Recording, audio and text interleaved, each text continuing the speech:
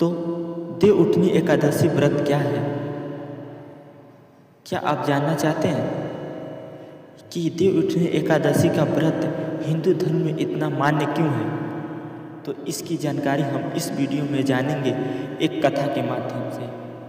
देवउठनी एकादशी, जिसे प्रभुनिधि एकादशी, हरि प्रभुनिधि एकादशी, देवोत्थान एकादशी या तुलसी विवाह एकादशी भी कहा जाता है, हिंदू धर्म में अत्यंत महत्वपूर्ण तिथि मानी जाती है। यह व्रत कार्तिक मास के शुक्ल पक्ष की एकादशी को रखा जाता है। ऐसा माना जाता है कि 4 महीने का योग निद्रा में रहने के बाद इस दिन भगवान विष्णु जागते हैं और ब्रह्मांड में पुनः शुभ कार्यों का प्रारंभ होता है। इसी दिन विवाह, गृह प्रवेश, यज्ञ, संस्कार आदि शुभ कार्य फिर से प्रारंभ किए जाते हैं। देवउठनी एकादशी के दिन व्रत रखने और कथा सुनने मनुष्य के जीवन में दरिद्रता दूर होती है। यह माना गया है कि जो व्यक्ति श्रद्धा से यह कथा सुनता है उसके घर में सदा लक्ष्मी का वास रहता है और वह कभी गरीब नहीं होता है। पुराणों के अनुसार भगवान विष्णु हर वर्ष आषाढ़ शुक्ल एकादशी, देवोठनी एकादशी के दिन क्षीरसागर में योग निद्रा में चले जाते हैं। इस दिन से लेकर 4 महीने तक, जिन्हें चतुर्मास कहा जाता है, सभी शुभ कार्य वर्जित माने जाते हैं। इस 4 महीने में भगवान विष्णु विश्राम करते हैं और जब कार्तिक शुक्ल एकादशी आती है तब वे योग निद्रा से जागते हैं। यह दिन देवउठनी या देवोत्थान कहलाता है क्योंकि इस दिन देवता उठते हैं। देवताओं के उठने से सृष्टि में पुनः शुभता का संचार होता है। बहुत समय पहले सतयुग में एक धर्मात्मा राजा हुए जिनका नाम राजा हरिश्चंद्र था। वे सत्यप्रिय, न्यायकारी और ज्ञानी थे। अपने राज्य में वे गरीबों और जरूरतमंदों की सहायता करते थे। एक दिन उनके दरबार में एक महात्मा पधारे। राजा ने उनका आदर सत्कार किया। भोजन के उपरांत महात्मा बोले, राजन, आप बहुत पुण्यात्मा हैं, लेकिन क्या आप देवउठनी एकादशी का व्रत करते हैं? राजा ने कहा, महाराज नहीं, मुझे इस व्रत के बारे में जानकारी नहीं है।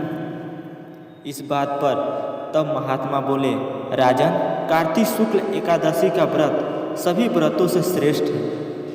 इन दिन भगवान विष्णु योग निद्रा से जागते हैं।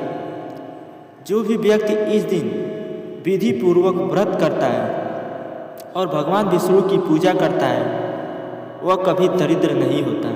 उसके घर में सुख, शांति और लक्ष्मी का वास होता है। जो तुलसी विवाह कराता है उसे 1000 यज्ञों के बराबर फल प्राप्त होता है। अगले वर्ष राजा हरिश्चंद्र ने उस महात्मा के बताए अनुसार विधि पूर्वक देवउठनी एकादशी का व्रत किया। जिन्होंने प्रातः ब्रह्म मुहूर्त में उठकर स्नान किया, पीले वस्त्र धारण किए और भगवान विष्णु की मूर्ति का पंचामृत से अभिषेक किया। फिर उन्होंने विष्णु भगवान की पूजा की, दीप जलाए, भोग जलाया और तुलसी माता का विवाह शालिग्राम जी से कराया। राजा ने मन ही मन प्रार्थना की, हे प्रभु, जिस प्रकार आज आप निद्रा से जागे हैं उसी प्रकार मेरे जीवन में सुख और सौभाग्य का सवेरा हो। कहते हैं कि उसी दिन से राजा के राज्य में धन धान की वर्षा होने लगी। लोग खुशहाल हो गए, खेतों में उपज भरपूर होने लगी और उनके जीवन में कभी कोई कमी नहीं रही। तुलसी विवाह की कथा। देवउठनी एकादशी के दिन तुलसी विवाह का विशेष महत्व है। कहा जाता है कि तुलसी माता भगवान विष्णु की प्रिय हैं। एक समय की बात है, जालधर नाम का एक अत्यंत शक्तिशाली दैत्य था। उसकी पत्नी वृंदा तुलसी अत्यंत पतिव्रता थी। उसकी पतिव्रता शक्ति के कारण देवता जालधर को परास्त नहीं कर पा रहे थे। तब भगवान विष्णु ने जालधर का रूप धारण कर वृंदा की परीक्षा ली। तब वृंदा को सत्य ज्ञात हुआ तो उसने भगवान विष्णु को श्राप दिया, हे विष्णु, जैसे आपने मेरे पति का छल से विनाश किया वैसे ही आप पत्थर बनेंगे। वृंदा के तय से भगवान ने उनका श्राप स्वीकार किया और शालिग्राम रूप धारण किया। वृंदा भी अपनी तपस्या के कारण तुलसी पौधे के रूप में परिणत हुई। तब भगवान विष्णु ने कहा, हे तुलसी, तुम मेरी अर्धाग्नि के समान पूज्य रहोगी। जो व्यक्ति देव उठनी एकादशी के दिन तुम्हारा विवाह मेरे शालिग्राम रूप से कराएगा, उसके घर में सदा धन्य धान की वृद्धि होगी। दोस्तों, तुलसी विवाह की विधि। एक, स्थान की तैयारी। तुलसी के पौधों को स्वस्थ स्थान पर रखें। उसके पास लकड़ी का मंडप बनाएं। तुलसी माता को लाल या पीले वस्त्र से सजाएं। मांग में सिंदूर लगाएं, चूड़ियाँ पहनाएं और सुंदर फूलों की वरमाला पहनाएं। शालिग्राम की स्थापना। भगवान शालिग्राम को पीले वस्त्र में सजाकर तुलसी माता के पास रखें। नारियल, चावल, हल्दी, रोली, फूल, दीपक और मिठाई लेकर पूजा करें।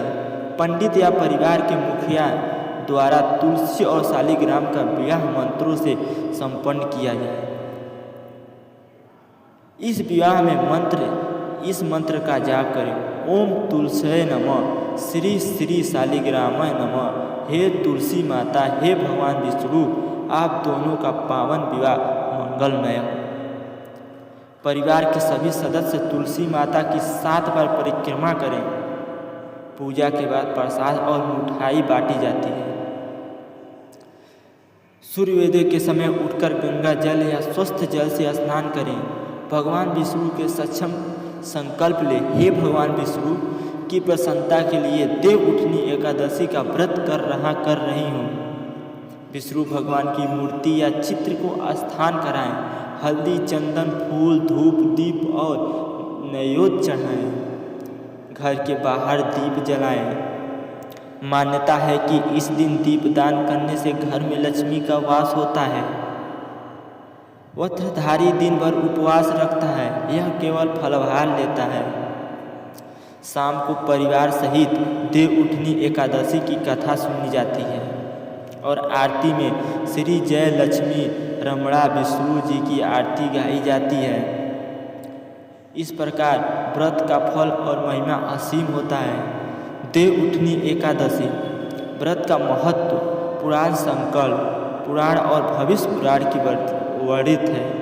कार्तिक शुक्ल पक्ष तू प्रबोधिनी तू चन पोष विष्णु पूज्य तस्व पानिष्टि। अर्थात जो व्यक्ति कार्तिक शुक्ल एकादशी के दिन उपवास रखकर भगवान विष्णु की पूजा करता है, उसके सभी पाप नष्ट हो जाते हैं। जो व्यक्ति यह कथा श्रद्धा से सुनता है, उसके जीवन में लक्ष्मी अस्थायी रूप से वास करती हैं। ऐसे घर में कभी दरिद्रता नहीं आती है। परिवार में सुख सौभाग्य और उन्नति बनी रहती है। दोस्तों, देव उठनी एकादशी के दिन तुलसी विवाह कराने से विवाह में आने वाली बाधाएं दूर होती हैं। इस दिन केले, आंवला, गाय और ब्रह्मा की पूजा विशेष फलदायी होती है। इस दिन दीपदान करने से मनुष्य को अक्षय पुण्य की प्राप्ति होती है। कहा गया है कि जो व्यक्ति इस दिन स्नान, दान, व्रत, कथा और तुलसी विवाह करता है, वह 7 जन्मों तक दरिद्र नहीं होता है। कथा के अंत में जब राजा हरिश्चंद्र ने इस व्रत को पूर्ण श्रद्धा से संपन्न किया, तब भगवान विष्णु उनके समक्ष प्रकट हुए और बोले, हे राजन, जिस घर में यह दुर्विठनी एकादशी की कथा श्रद्धा से सुनी जाएगी, वहाँ दरिद्रता कभी नहीं आएगी। वहाँ लक्ष्मी माता सदा निवास करेंगी। जो व्यक्ति इस दिन तुलसी विवाह करता है, उसे समस्त लोकों में यश प्राप्त होता है। देव उठनी एकादशी केवल एक धार्मिक पर्व नहीं, बल्कि यह आत्मिक जागृति का प्रतीक है। जिस प्रकार भगवान विष्णु इस दिन निद्रा से जागते हैं, उसी प्रकार हमें भी अपने भीतर के आलस्य, संतोष और अज्ञान से जागना चाहिए। देव उठनी एकादशी की कथा और व्रत से मनुष्य के जीवन में धन, सुख और शांति आती है। भगवान विष्णु और तुलसी माता की कृपा से घर में समृद्धि का प्रवाह होता है। जो व्यक्ति इस दिन कथा सुनता, व्रत करता और तुलसी विवाह करता, उसके जीवन में कभी दरिद्रता नहीं उठती। देवउठनी एकादशी की हार्दिक शुभकामनाएं। जय श्री हरि, जय तुलसी माता।